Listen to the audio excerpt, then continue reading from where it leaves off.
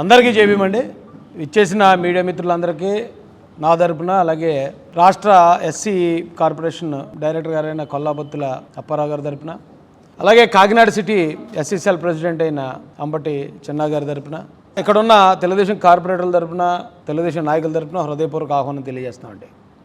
ఈ మీడియా సమావేశం ఏర్పాటు చేయడానికి గల కారణం ఏంటంటే, మీరు చూస్తూనే ఉంటారు, ఈ రాష్ట్రంలో ఒక దళితుడిని చంపి డోర్ డెలివరీ చేసిన వైఎస్ఆర్సీపీ ఎమ్మెల్సీ అనంతబాబు రీసెంట్గా ఆ కేసులో సాక్షుల్ని ప్రలోభపెట్టి బెదిరించి, మీరు నాకు అనుకూలంగా సాక్ష్యం చెప్పకపోతే మిమ్మల్ని చంపుతామని చెప్పి ఆ కేసు నుంచి, చంపిన కేసు నుంచి బయటపడడానికి ఆయన ప్రయత్నం చేస్తే ఆ సాక్షులు వెళ్ళి వేళ పోలీసులను ఆశ్రయించారు.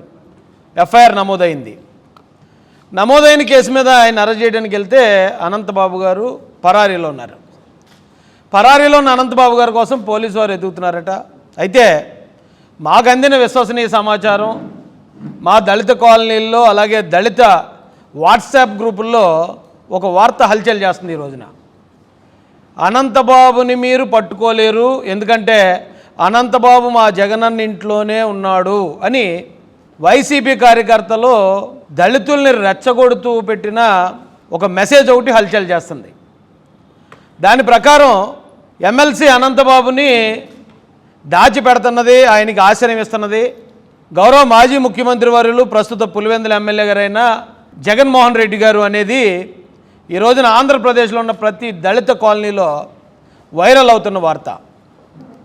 అయితే జగన్మోహన్ రెడ్డి గారికి ఇల్లు అంటే మనందరికీ ఒకటే ఇల్లు ఉంటుంది మరి, కానీ ఆయనకి కొన్ని ప్యాలెస్లు ఉన్నాయి. అది లోటస్ పాండ్లో ఈ అనంతబాబు గారిని దాచారా, తాడేపల్లి ప్యాలెస్లో ఈయన్ని దాచారా, కడప ప్యాలెస్లో దాచారా, లేదా పులివెందుల ప్యాలెస్లో దాచారా? దయచేసి జగన్మోహన్ రెడ్డి గారికి మేము ఇచ్చే రిక్వెస్ట్ లాంటి హెచ్చరిక ఏంటంటే, మర్యాదగా ఒక 2 రోజుల్లో నేరం చేసిన వ్యక్తిని, అనంతబాబు అనే ఆయన్ని చట్టానికి అప్పగించండి. మీరు ఆయన కనుక చట్టానికి అప్పగించకపోతే మేము 2 రోజుల కన్నా ఎక్కువ సహించలేం. ఖచ్చితంగా మంగళగిరిలో ఉన్న వైసీపీ కేంద్ర పార్టీ కార్యాలయాన్ని రాష్ట్ర వ్యాప్తంగా ఉన్న దళితులందరూ ముట్టడిస్తాం. ఎందుకు చెప్తున్నాను ఇదంటే, మీరు గతం నుంచి దళితులకు మీ అధికారంలో ఉన్నప్పుడు, జగన్మోహన్ రెడ్డి గారు అధికారంలో ఉన్నప్పుడు దళితులకు మీరు చాలా అన్యాయాలు చేశారు. మేము భరించుకుంటూ వచ్చాం, సహించుకుంటూ వచ్చాం. కానీ ఇప్పుడు ఎవరైతే దళితులను చంపారో వాళ్ళకి మీరు నజరాలాలు ప్రకటించి, వాళ్ళకి మీరు షెల్టర్ ఇచ్చి, చట్టాన్ని నుంచి కూడా తప్పించడానికి మీరు అధికారంలో లేనప్పుడు కూడా ప్రయత్నిస్తే ఇది దళితుల ఆత్మగౌరవ సమస్య. కాబట్టి దళితులందరూ కేంద్ర పార్టీ కార్యాలయం, వైసీపీ కార్యాలయాన్ని ముట్టడించడానికి ఎక్కువ రోజులు సమయం లేదు. నేను మర్యాదగా చెప్తున్నాం, మీరు చూసే ఉంటారు, మీరు అధికారంలో ఉన్నప్పుడు, జగన్మోహన్ రెడ్డి అధికారంలో ఉన్నప్పుడు జగన్మోహన్ రెడ్డికి వ్యతిరేకంగా మంగళగిరి తెలుగుదేశం కార్యాలయంలో ఒకసారి దళితులందరూ గర్జించారు. ఆ రోజు ఆత్మీయ సమ్మేళనమే, కానీ ఈరోజు వైఎస్ఆర్సీపీ కేంద్ర కార్యాలయం దళితుల గర్జన్ని చూడబోతుంది. అనంతబాబు నేరం చేశాడు, అది ఆయన ఒప్పుకున్నాడు. ఆయన ఒప్పుకున్న తర్వాత కూడా ఆ రోజు ఆయన అరెస్ట్ చేయనివ్వకుండా స్థానిక కాకినాడ మాజీ ఎమ్మెల్యే దూరంపూడి చంద్రశేఖర్ రెడ్డి గారు ఆయన దాచిపెట్టారట. అప్పుడు కూడా వార్త తలచెల్లైంది. ఆ రోజు కనుక ప్రస్తుత ఎమ్మెల్యే గారు కొండబాబు గారు లేకపోయి ఉండుంటే ఈ రోజున అసలు ఈ హత్య విషయం బయటికే తెలియదు, బయట ప్రపంచానికి తెలియదు. యాక్సిడెంట్ అని క్లోజ్ చేద్దరు. ఆ రోజున ఎప్పుడైతే కొండబాబు గారు అడ్డుపడి ఈ విషయాన్ని బయట తీసుకొచ్చారో ఆ వెంటనే నారా చంద్రబాబు నాయుడు గారు, లోకేష్ గారు దీని మీద వారు స్పందించి ఇమీడియట్గా దీని మీద యాక్షన్ తీసుకోకపోతే మా ప్రభుత్వం వచ్చాక ప్రతి ఒక్కరి మీద చర్యలు తీసుకుంటామని వాళ్ళు హెచ్చరించడం వల్ల 4 రోజులకు 5 రోజులకు తూతూ మంత్రంగా అయినా అరెస్ట్ చూపించారు. జగన్మోహన్ రెడ్డి గారు ఇప్పుడు అనంతబాబు అనే అతను మర్డర్ చేశాడండి, నేరం చేశాడు. అతను చేసింది ఒక నేరమే, కానీ జగన్మోహన్ రెడ్డి గారు ఎన్ని నేరాలు చేశారు తెలుసండి? ఫస్ట్ ఈ నేరస్తుడైన అనంతబాబుని దాచిపెట్టడానికి ప్రయత్నం చేయటం ఒక నేరం. ఆ తర్వాత ఆయన్ని అరెస్ట్ చేయకుండా అది యాక్సిడెంట్ అని కప్పిపుచ్చడానికి ప్రయత్నించారు, అది మరొక నేరం. ఆ తర్వాత ఆయన అరెస్ట్ చూపించినట్టు చూపించి ఆయన నేర చరిత్రను దాచేసి, ఈయన మీద రౌడీ షీట్ లేదు, పాత కేసులు లేవు, ఈయనకి మీరు బెయిల్ ఇవ్వచ్చు అని ఇది వైసీపీ గవర్నమెంట్ నుంచి కోర్టులో అఫిడవిట్ వేయించారు, అది మరొక నేరం. ఇవన్నీ అయిపోయిన తర్వాత కూడా ఆయన జైలుకి వెళ్ళిన తర్వాత లేదు ఆయనకి మీరు కనుక బెయిల్ ఇస్తే మా గవర్నమెంట్కి ఏ విధమైన ఆక్షేపణ లేదు, మేము అంగీకరిస్తున్నామని చెప్పి సుప్రీంకోర్టులో ఆ పొన్నవోలు సుధాకర్ రెడ్డి ఎవరో ఉన్నాడు, అతనితో ఒక అఫిడవిట్ వేయించారు. అది మరొక నేరం. అనంతబాబు ఒక నేరం చేస్తే జగన్మోహన్ రెడ్డి గారు ఇన్ని నేరాలు చేయడానికి ఏమంటే మీకు మేము దళితులు చేసిన అన్యాయం ఏంటండి? వైసీపీ జగన్మోహన్ రెడ్డి గారు మీ నాన్నగారి దగ్గర నుంచి మీ దాకా దళితులే కదా మీకు ఓట్ బ్యాంక్గా ఉండి ఆయన్ని ముఖ్యమంత్రి చేసాం. తర్వాత మీరు పోటీ పెట్టిన 67 సీట్లకి వెళ్ళడానికి మేము ప్రయత్నం చేసాం. మా ప్రాణాలు కూడా అటుపెట్టి పనిచేసాం. మొన్న 19లో కూడా మీకోసమే కదా మేము పనిచేసాం. 19లో మీరు గెలిచినప్పుడు మీకోసం పనిచేసిన వాళ్ళు మేము కూడా, నాతో సహా. కానీ గెలిచిన తర్వాత ఏం పాపం చేసామండి? మొట్టమొదట డాక్టర్ సుధాకర్ గారు ఎస్సీ మాదిగా డాక్టర్ గారిని రోడ్డు మీద ఇచ్చి కొట్టి చంపించారు. ఇప్పుడు జార్జ్ ఫ్లాయిడ్ అనే ఒక అతన్ని అమెరికాలో ఒక పోలీస్ ఆయన అలా తొక్కి పడితే ఆయన ఊపిరాడికి చచ్చిపోతే ఆ రోజున అమెరికా అధ్యక్షుడు కూడా బంకర్లో దాక్కునే స్థాయి ఉద్యమం జరిగింది. అట్టుడికిపోయింది అమెరికా. అలాంటిది రాష్ట్రంలో అలాంటి జార్జ్ ఫ్లాయిడ్ని ఎంతమందిని తయారు చేశారు జగన్ గారు మీరు? ఒక డాక్టర్ సుధాకర్ గారు, ఓ చీరాల కిరణ్ కుమార్, ఒక అచ్చన్న, ఒక ఈ సుబ్రహ్మణ్యం, అక్కడేమో పోలీస్ స్టేషన్లో పెట్టి శిరోమండనం చేసి ఎంతమందిని మీరు ఇబ్బంది పెట్టి ఏం పాపం చేశామేమో అడుగుతున్నాను.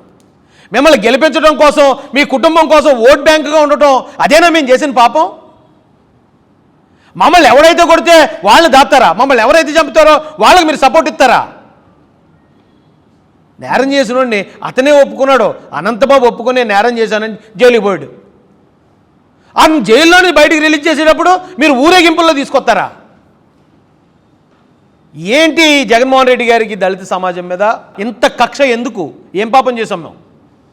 ఏమంటే ఇదే జగన్మోహన్ రెడ్డి గారికి గొలగరాయి తగిలింది ఎలక్షన్ ముందు.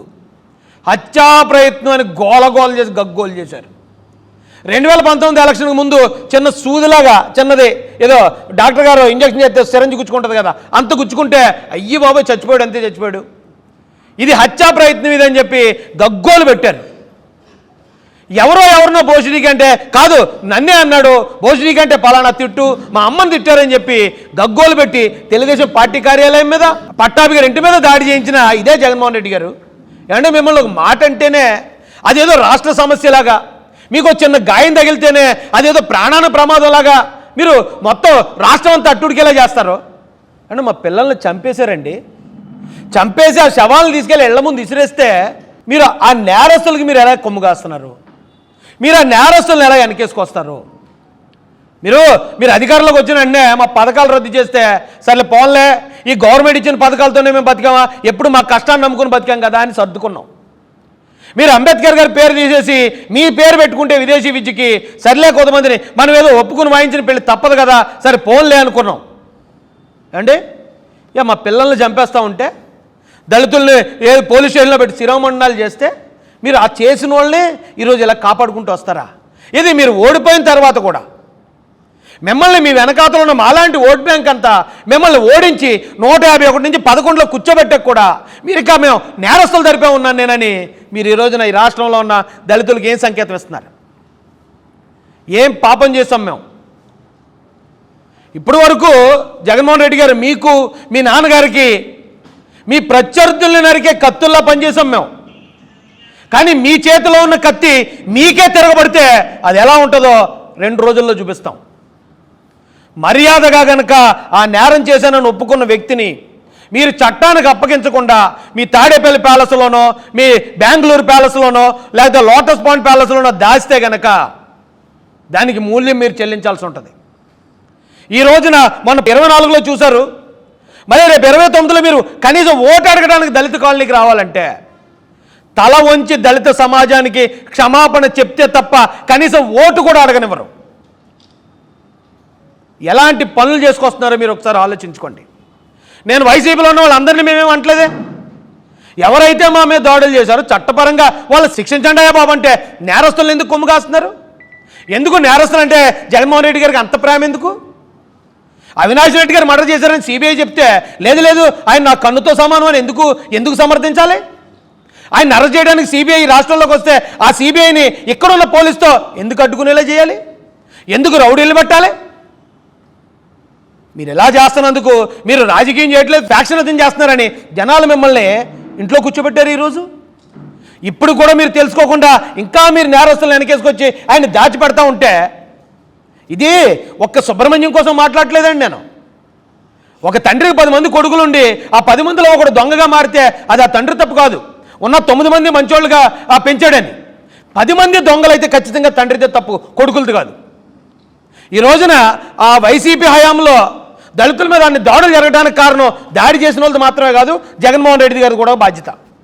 డాక్టర్ సుధాకర్ గారి మీద దాడి జరిగినప్పుడే అప్పుడే జగన్మోహన్ రెడ్డి అడ్డుకుని అప్పుడు దానికి కారణమైన వాళ్ళు శిక్షించుంటే మరొక దళితుల మీద దాడి జరగడానికి, దాడి చేయడానికి భయపడదు. మీరేమో దాడి చేసిన వాళ్ళు పట్టించుకోరు, దాడి చేసిన వాళ్ళకి మీరు 2-3 పదవులు ఇస్తారు. దళితుల మీద ఎవరు దాడి చేశారు ఎస్పెషల్గా వాళ్ళకి మీరు జిల్లా పార్టీ ప్రెసిడెంట్లు, ఎమ్మెల్సీలు ఇవన్నీ ఇచ్చి మీరు ప్రోత్సహిస్తూ ఉంటే, దళితుల మీద దాడి చేస్తే జగన్మోహన్ రెడ్డి గారికి బాగా నచ్చుతుంది అనుకుంటా, ఆయన మనకు పదవులు ఇస్తున్నాడని ఇక దాడులు చేయడం మొదలెట్టారు, చంపటం మొదలెట్టారు. ఎక్కడా చట్టాన్ని పనిచేయనివ్వకుండా 5 సంవత్సరాల పాటు ఎక్కడో జార్జ్ ఫ్లాయిడ్ కాదండి, కాంట్ బ్రీత్ అన్నది. జగన్మోహన్ రెడ్డి గారు 5 సంవత్సరాల పరిపాలనలో మాకెవ్వరికి ఊపిరాడలేదు. నా మీద 2 సార్లు హత్య ప్రయత్నాలు. నేను వైసీపీ కోసం పనిచేశాను 19లో, కాకినాడలో ఒకసారి, రాజమండ్రిలో ఒకసారి, 2 హత్యా ప్రయత్నాలు. ఏదో తట్టుకోగలి నిలబడ్డాం కాబట్టి నిలబడ్డాం, లేకపోతే మా డెడ్ బాడీ కూడా పాటికి డోర్ డెలివరీ అయిపోయి ఉండేది. ఏం పాపం చేసామండి? ఇది రాజకీయాలకు అతీతంగా చెప్తున్నాం మేము. ఆ రోజున దళితుల మీద జరిగిన ప్రతి దాడికి చంద్రబాబు నాయుడు గారు, లోకేష్ గారు మాకు అండగా ఉన్న ఆ విధానాన్ని చూసి ఆ పార్టీలో జాయిన్ అయ్యాం, ఆ పార్టీలో పెద్ద మనుషుల కోసం పనిచేస్తున్నాం మేము. అంతే తప్ప మేము తెలుగుదేశంలో ఉన్నాం కాబట్టి ఈ రోజున జగన్ ప్రశ్నించట్లే. ఆయన పరిపాలన చూసి, ఆయన పరిపాలన దారుణాలు చూసి, అది ఈయన నమ్మినోడేమో ఇలా ముంచేస్తున్నాడో, వాళ్ళేమో మా శత్రువులు అనుకున్నాం చంద్రబాబు నాయుడు గారు, వాళ్ళేమో మన కోసం నిలబడి పనిచేస్తున్నారు, మన కోసం పోరాడుతున్నారని చెప్పి ఎవరో మంచోడో తెలుసుకున్న తర్వాత ఆ పార్టీలో జాయిన్ అయ్యాం తప్ప ఈరోజు మేము ఇలా మాట్లాడడానికి కారణం పార్టీ కాదు. ఆ రోజు నిజంగా చంద్రబాబు నాయుడు గారు, లోకేష్ గారు లేకపోతే ఇంకెంతమందిని చంపే, నాలంటి వాళ్ళు ఎంతమందిని చంపేద్దరు మీరు? నాయకులు కనీసం ఈ రోజున జాతి కోసం మాట్లాడడానికి మిగిలేమంటే కేవలం ఆ రోజు చంద్రబాబు నాయుడు గారు, లోకేష్ గారు మాకు ఇచ్చిన ఆ భరోసా. ఖచ్చితంగా హెచ్చరిస్తున్నామండి ఇది మేము.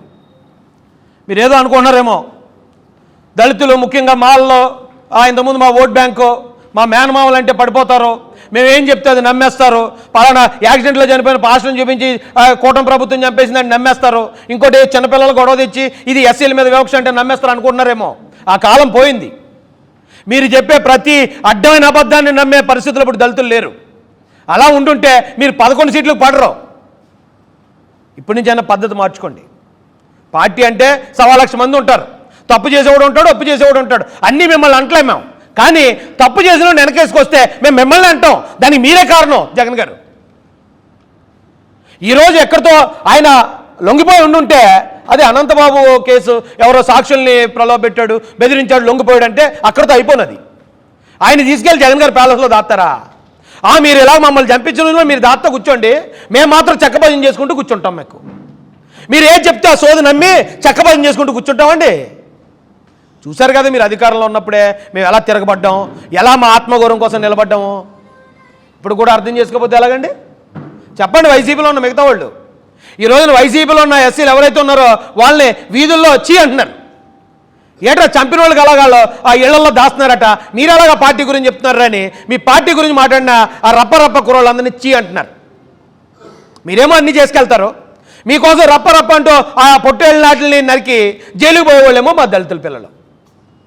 మీరేమో మీకు నచ్చిన వాళ్ళు సపోర్ట్ చేసుకెళ్తారు. ఎవరైతే మీ మాట నమ్మి ఏ ఆకువేళ్ళలోనో లేకపోతే మరో పెట్టాపురంలోనో మరో ప్రవీణ్ పాడాల విషయంలోనో మీ మాట నమ్మి ప్రభుత్వానికి యాంటీగా వెళ్ళి అబద్ధాలు ప్రచారం చేసేవాళ్ళు జైలుకు పోతున్నారు. ఇంకెంతకాలం ఉపయోగించుకుంటారు సార్ మమ్మల్ని? ఎంతకాలం మమ్మల్ని మీ చేతుల్లో కత్తుల్లో వాడుకుంటారు? దయచేసి ఇప్పుడు కన్నా మారండి. మర్యాదగా 2 రోజుల్లో అనంతబాబును గనక చట్టానికి అప్పగించకపోతే 200% చెప్తున్నానంటే, ఆ రోజు దళితుల ఆత్మీయ సమ్మేళనం మంగళగిరి టీడీపీ ఆఫీసులో 30-40 వేల మంది వచ్చారు. ఈరోజు దానికి 3 1,20,000 మందితో మంగళగిరిలో ఉన్న వైసీపీ కేంద్ర కార్యాలయాన్ని ముట్టడిస్తాం. దళితుడు ఆత్మగౌరవం ఏంటో వైసీపీగా కాదు, ఈ దేశంలో దళితులకు వ్యతిరేకంగా పనిచేసే ప్రతి ఒక్కడికి చూపిస్తాం.